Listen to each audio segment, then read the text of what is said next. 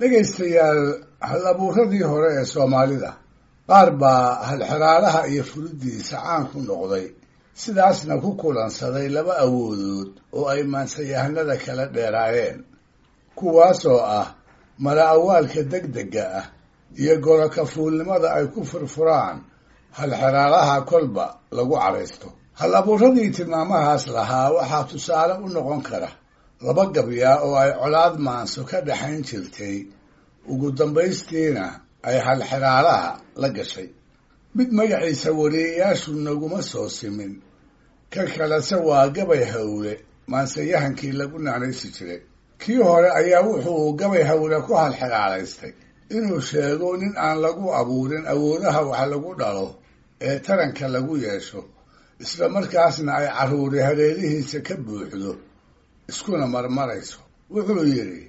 shahwo nimaan lahayn oo dhallaan shaarubada haysto haddaad gabay nin shaacira ku tahay sheeg haddaad garato judhiiba gabay hawle isaga oo aan meel fog ka doonin ayuu gartay waxaa ninku sheegayaa inuu yahay dandaanka oo ah dhagaxa weyn ee culus iyo quruuruxa yaryar ee hoostiisa iyo hareerihiisa ku daadsan markaas buu ku furay tix uu meelis qurihii naga soo gaaray kaasoo ahaa shiidkiiyo quruuruxa miyaad aniga ii sheegi kii hore ayaa ku laabtay oo gabay hawle mar kale ku halxiraalaystay inuu sheego ninka isaga oo keligiisa 5,000 oo nin ka adkaaday oo dharaartii ay goob ku kulmeen wada qariyey meel ay ka baxeenna la waayey wuxuu yidhi 5,000 oo walaalo ah ninkii kaga shaxroonaaday oo maalintay wada shireen shiiqiyoo qariyey haddaad gabay nin shaacira ku tahay sheeg haddaad garato gabay hawle tixdii uu kaana ku furay ma aanu helin dadkii ogaasa waxay sheegeen inuu ku furay dayaxa oo markuu soo baxo kumaankunka xidigaha ahi ay wada qarsoomaan gabyaa kale oo isagana aanan magaciisa helin ayaa ku kale aqoonta dhirta ku halxiraalaystay markaas buu ku yidhi gud iyo yicib geydhiya maraageeda tira gaadhay haddaad gabay nin shaacira ku tahay goynka ka higaadi kii sidaas lagu caraystay oo isagana aanan aqoon ayaa wuxuu gartay wuxuu ninku geedaha badan ka dhigayaa inay laba geed uun yihiinoo lababa ay isku mid tahay gud iyo yicib waa isku mid geydho iyo maraana waa isku mid dabadeedna wuxuu ku furay gud iyo yicib geydho iyo maraa wisla laba geede garaadlaawo yahow maanagaa garan aqoon weyne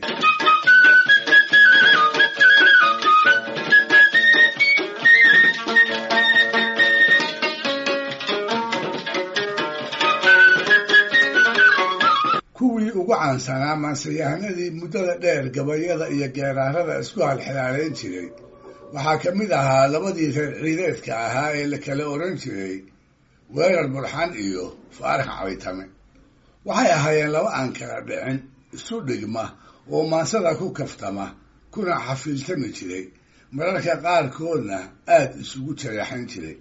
ha isu dhigmeen oo hibada maansa curinta labadu ha ka wada sinaadeene waxbaa faarax u dheeraa wuxuu ahaabaa la yidhi nin ay wax fiicani uga bilownaayeen kasmooyinka fiqiga shareecada islaamka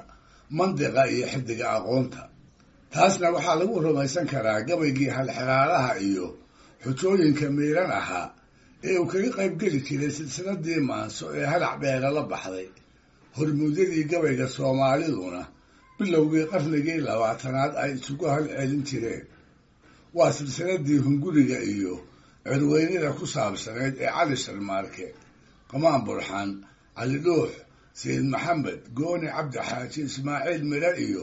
maansayahanadii kale ee afkooda la dhowri jiray ay isku arkeen raggaas aan soo magacdhabay ayay weerar iyo faarax la aynay ahaayeen kol dhow sidaan filaayo inaad ii furi doontaanna tixaha halxiraalaha ah ee labadooda naga soo gaaray waa qaar aad u cudoon murti weyn xambaarsan in door ahna inaga baraya indhagarannimada maansayahanadii hore ee Soomaaliyeed.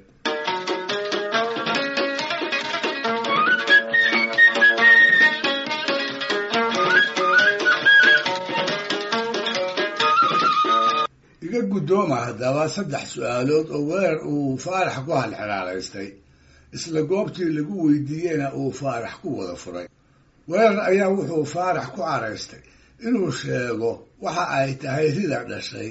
oo waxartii laga soo qabtay ay isla markiiba reerkii lahaa caana ugu filaatay yar iyo weynna ay ka wada dhirgeen.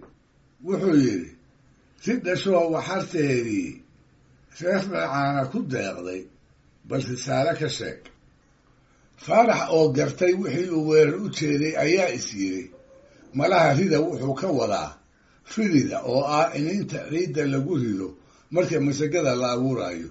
waxartana wuxuu la jeedaa sabuulka oo ay inintaasi dhasho badarka uu sido ee laga goostana uu reerkii beertay ka dhirgo.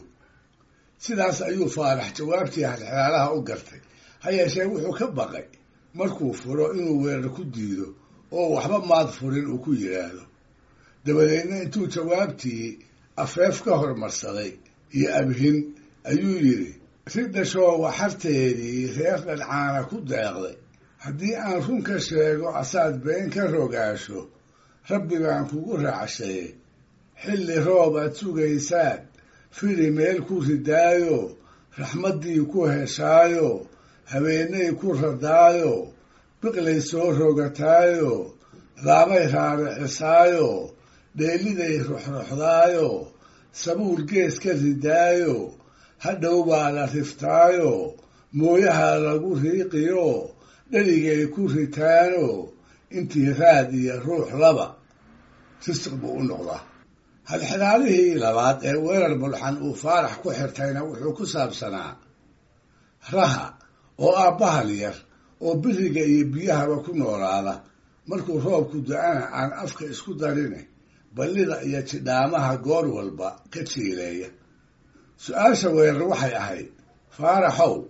marba haddii noolayaasha oo idil ay iniba abuur ahaan isu raacsan tahay ma sheegi kartaa bahalka raha la yidhaahdo bahalaha cidda ay isu xigaan ee ay bahwadaagta yihiin. wuxuu yidhi inta raad iyo ruux leh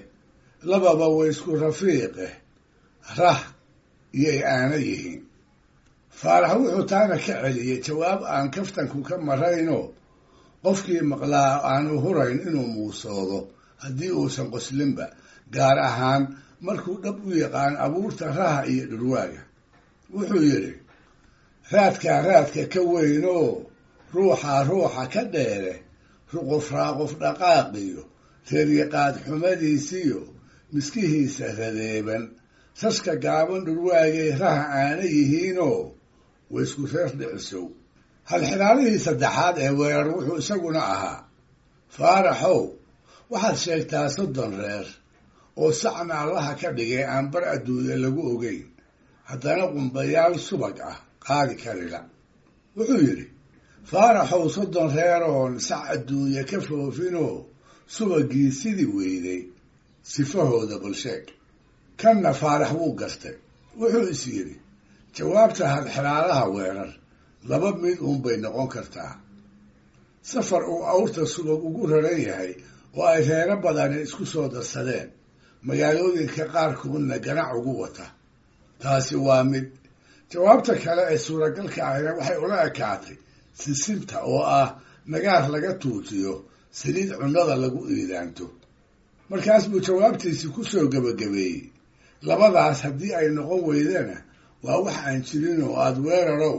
adigu iska dhoobdhoobtay. wuxuu yidhi weerarow 30 reeroon sac adduunya ka foofinoo subagii sidii weyday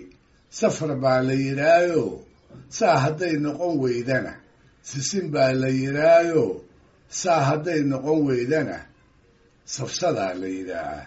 oo been ah. dhegaystayaal barnaamijkii dhaqanka iyo hidduhu maanta halkaa ha inoo jooga waana toddobaadka soo aadan iyo ku kale hadduu eebba idmo.